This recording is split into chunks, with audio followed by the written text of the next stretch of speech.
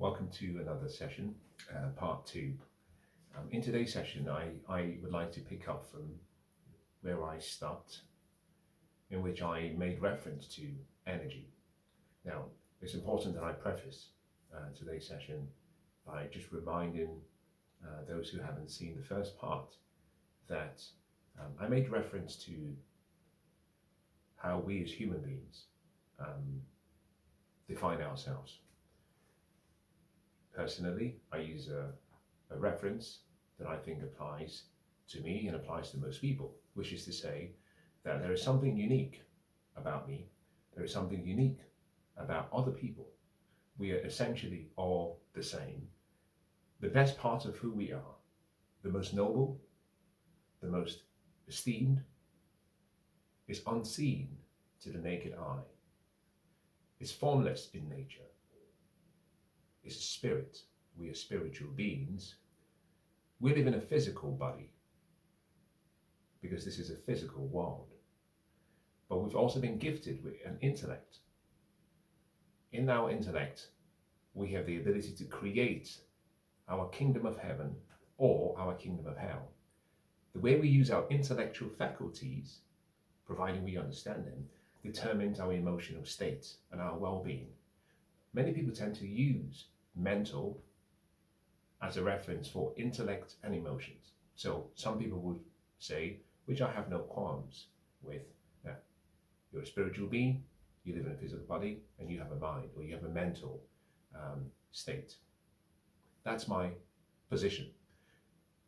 I stated, in order to understand the whole concept of depression and how to get through, get from, and get by, you have to treat the whole person. You have to think about holistic healing and a holistic treatment. I made reference to the fact that depression is a physical issue on a clinical level. You know, it's a physical picture, it's an emotional picture, it's a mental picture, it's a spiritual picture. And what you want is the full pictures put in front of you in order to allow you to ascertain what the real issue is. For most people, depression is not a diagnosis. It's a picture. You can choose what type, physical, clinical, spiritual, but it's a picture. There is a root cause, which is what we're trying to get to. There isn't an answer to how do you understand and overcome depression, because you have to go through the process. When you walk in to see a doctor, the doctor carries out a clinical diagnosis. We make a mistake of not telling people, especially patients, that the diagnosis is only a hypothesis. We never know. Doctors never know. The only true tests is when they apply the treatment methodology, the treatment regime, solutions, remedies, and the remedies work. At that point in time, you have the results to demonstrate that your initial hypothesis or diagnosis was correct. If after the application of a treatment, things do not improve, then you move on to the next stage, which is why we use a process of elimination in engineering or in the medical sciences. You start with one, you move to the other. Sometimes it's a multivariate approach. Sometimes it's a univariate step-by-step approach. The same principle applies with depression. So if you're struggling with mental health issues or depression, you cannot think that there is one bullet, the silver bullet, that solves all of the issues. It's not just being positive. It's not just about mental issues or your past. It's also not just about the physical. And certainly it's not just about the spiritual. It's a combination of all things. Through the process of elimination, finding what works for you. Now, in the session as I ended previously, I talked about if we are looking at the physical, I'm going to use analogies and allegories and stories and references. Analogies: cars, houses, boats, things that people have a relationship with, and things that when I use them as a reference, a picture is flashed on the screen of your mind that helps you remember. Now, whether you have a car or whether you don't, most people are familiar with cars. I'm going to use the physical body, and I'll show that the physical body is no different from a car. And I'll use that concept as I move forward. The human system, the human body is like a machine. The physical car, or a car, is a machine. It has component parts: hands, eyes, sockets, mouth, teeth. The car has, various sections: transmission, the gearbox. It has things like the windscreen, the body, etc. All of these parts come together to create an experience. The car's primary objective is to get you from point A to point B. That was what it was designed for at the start. When Henry Ford started, there were so many things we did not have: electronics, electrical systems, comfort, safety, and the list goes on. Over time, we have evolved, and now a car is not just something that takes you from A to B. For some people, it's an experience. It's about speed. It's about being part of an elite club. If you have a Ferrari, an Aston Martin, a Lamborghini, or any luxury car, a Rolls Royce, you're part of a club. You're part of an elite, a small group of people, and it gives you a sense of meaning, connectivity, importance. You can share.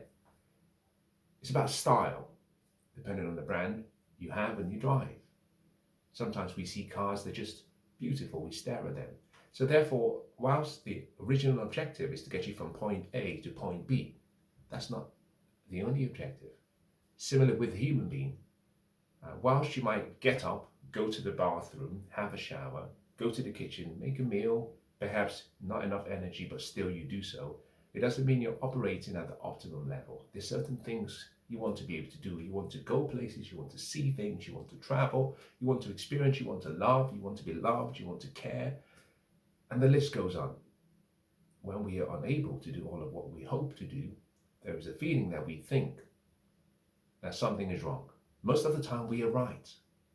The same way a driver says something doesn't feel right, the car is misfiring. The individual says something doesn't feel right, my body is not functioning well. On the physical plane, we understand that. Now, one of the things we understand is energy. Systems operate by the laws of physics, the laws of thermodynamics, and the laws of energy. Energy in, some wasted, some utilized, energy out. Whenever that equation goes awry, we have a problem. If we have too little energy and we spend too much energy, we have what we call a deficit. If we have a lot of energy coming through and we spend less, we have a surplus.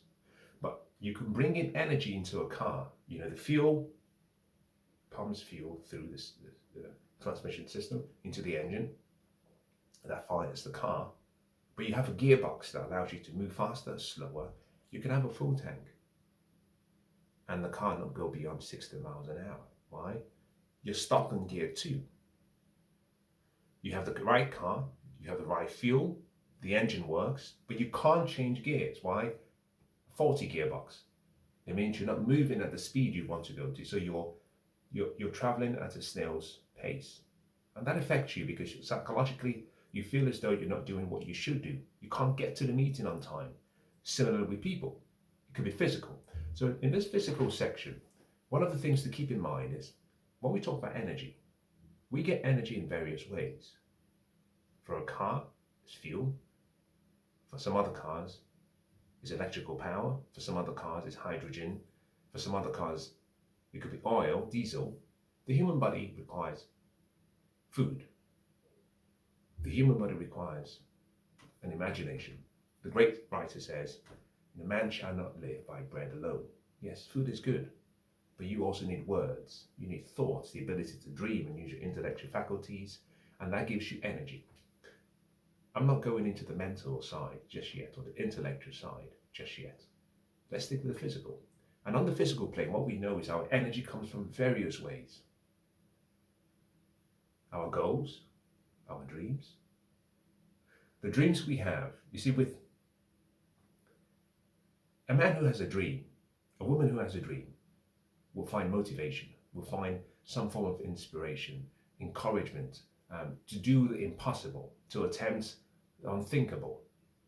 We're also limited, or we're supported by our past. For some people, we've suffered, we've been abused in any shape, form as it comes. For some other people, our environment plays a role. For some people, it's just the climate. Some people perform much better in a warm, sunny climate for whatever reason. The point being that our lifestyle affects our level of energy.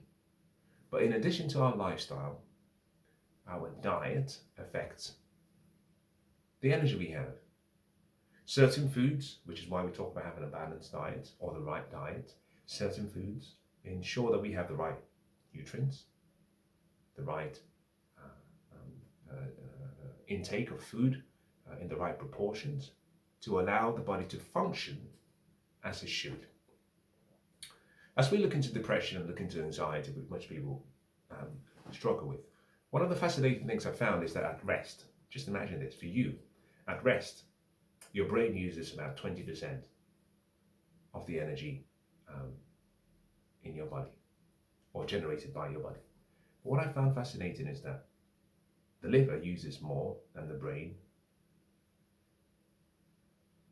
to cleanse and process all of what we need.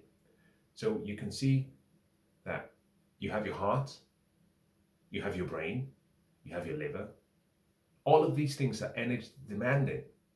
And therefore, if there isn't enough energy going to such systems in your body, there will be low performance. If there isn't energy going to the brain, you have an energy delivery issue or an energy delivery failed mechanism. And what that does is it causes the body to shut down. For example, you're driving the car, you run to red. There's no fuel in the car. The car understands, and because it's very carefully designed, that it has to stop you.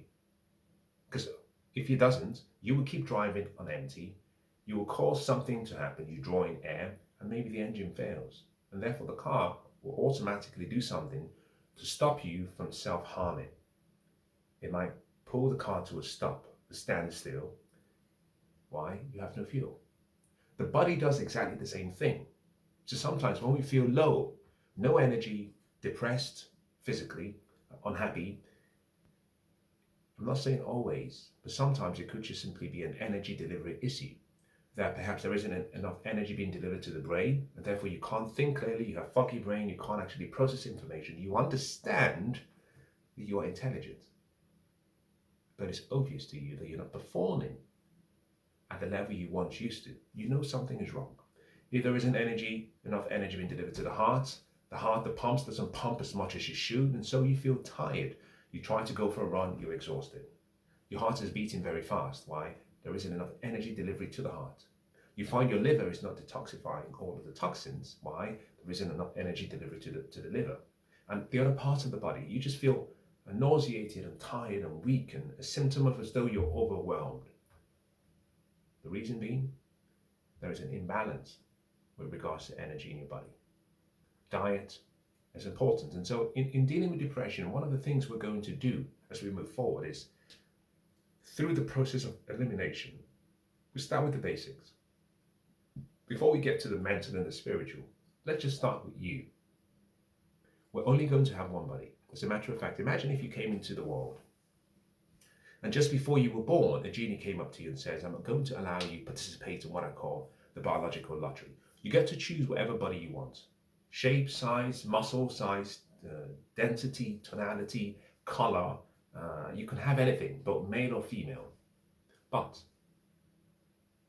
the catch is, once you choose that body, you only get one.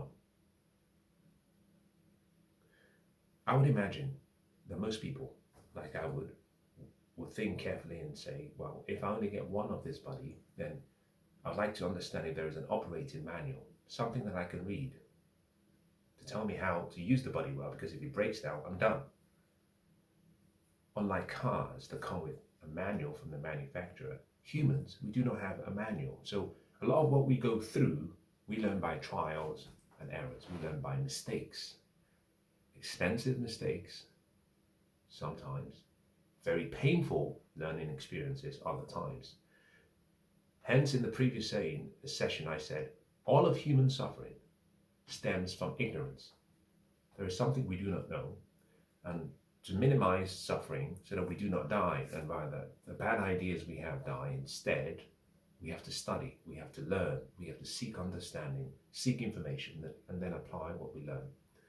Your body, if there isn't enough energy delivery to it, the mechanisms in your body would understand and take it as though there is an impairment and the body has to do something to tempt you from self-harming yourself. So it will stop you from wasting energy because you don't have enough energy, and it will do so in many ways, sometimes by causing you to feel lethargic, sick, ill, dizzy, sleepy, and sometimes you just want to lie down. It does make us physically fatigued in order to ensure that we don't waste more energy that we do not have. It makes us feel depressed so that we can conserve energy. It's very powerful. This is just on the physical side. Now, anybody who understands science will understand this is a simple process. Energy flows by virtue of order, but also by virtue of movement. If there isn't energy coming into the system, there is no movement. And if there isn't no movement, there is no output. And if there is no output, it's a self-perpetuating experience. Depression is therefore a physical symptom, a physical sign, a physical manifestation, a symptom that, by virtue of how the body is designed, it stops you from spending energy. It stops you from wasting energy. It stops you from self-harm and damage to yourself. I hope you understand the concept. It's simple, it's easy to understand, and it's very practical. As a matter of fact, we can do a test trial. I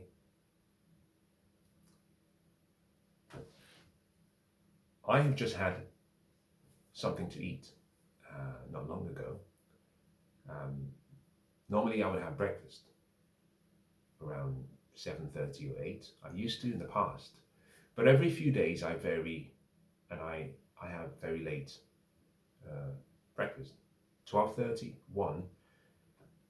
But the key part is that I have my supper, my dinner, at roughly around 6:30 in the evening. So I allow myself an 18-hour period of fasting minimum, which puts me in a state that is called autophagy, or autophagy.